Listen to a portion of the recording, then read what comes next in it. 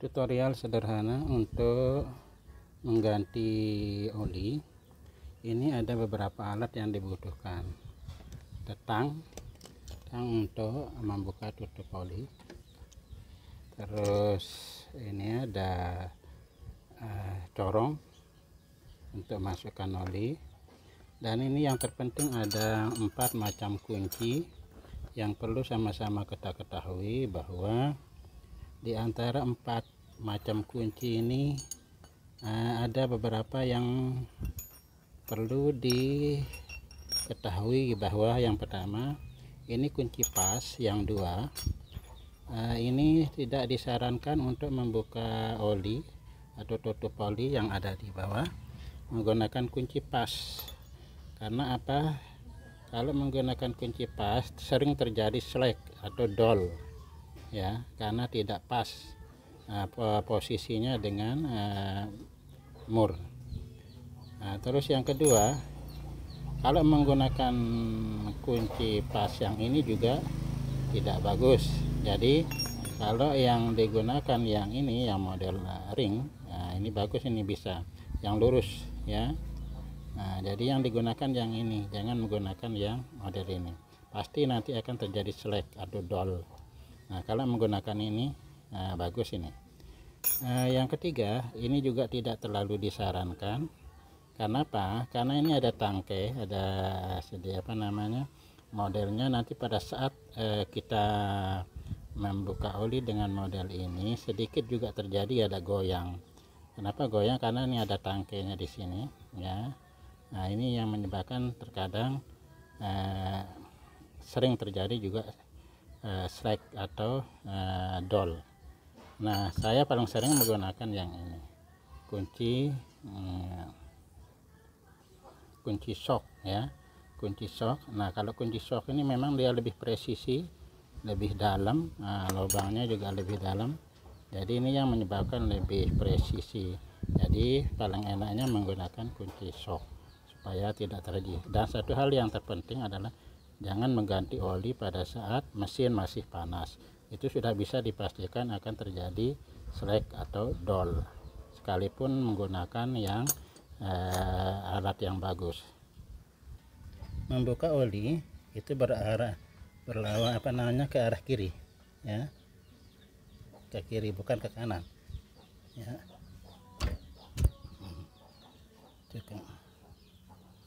Sudah ya, begitu aja. Jadi kalau menggunakan yang ini khawatir akan terjadi slack.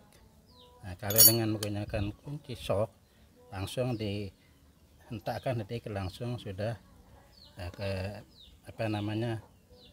bautnya bisa lepas.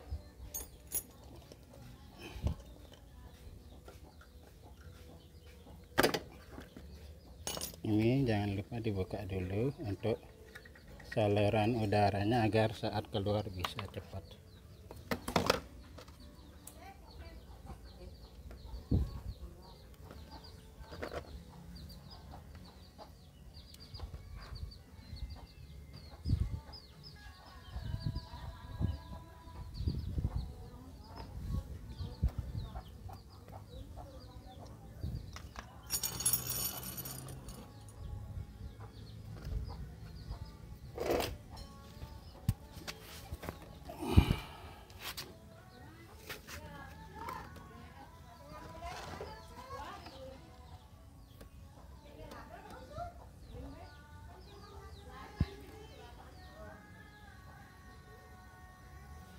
Lakukan pergantian oli setiap 2000 km ya. Ini sudah mendekati 2000 km. Karena saya jarang pakai, biasanya sampai 4 bulan karena hanya pakai dekat-dekat saja, tapi tetap 2000 km. Tunggu beberapa saat sampai oli benar-benar habis. Biasa kalau di bengkel akan disemprot, namun sebagian pendapat mengatakan kurang bagus karena ada juga udara bercampur dengan air. Itu ada sebagian beberapa pendapat. cukup digini-ginikan saja.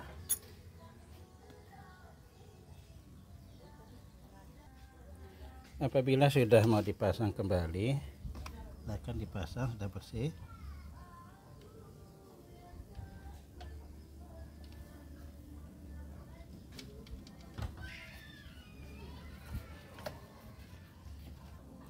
Gunakan lagi kunci sok ini. Gunakan lagi untuk kunci sok. Nah, sekarang untuk menguatkan putar ke kanan. Jangan terlalu dipaksakan. Nah, cukup secukupnya saja. Karena nanti kalau dipaksakan akan merusak baut, akan menjadi dol juga. Tinggal dimasukkan melalui corong.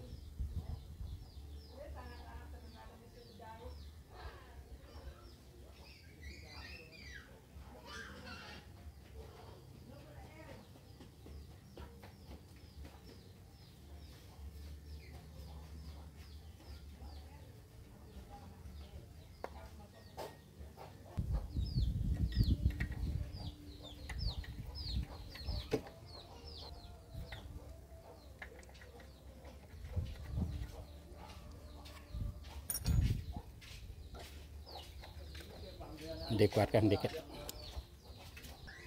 Seperti saya katakan, jadi kalau ganti oli itu setiap 2000 km.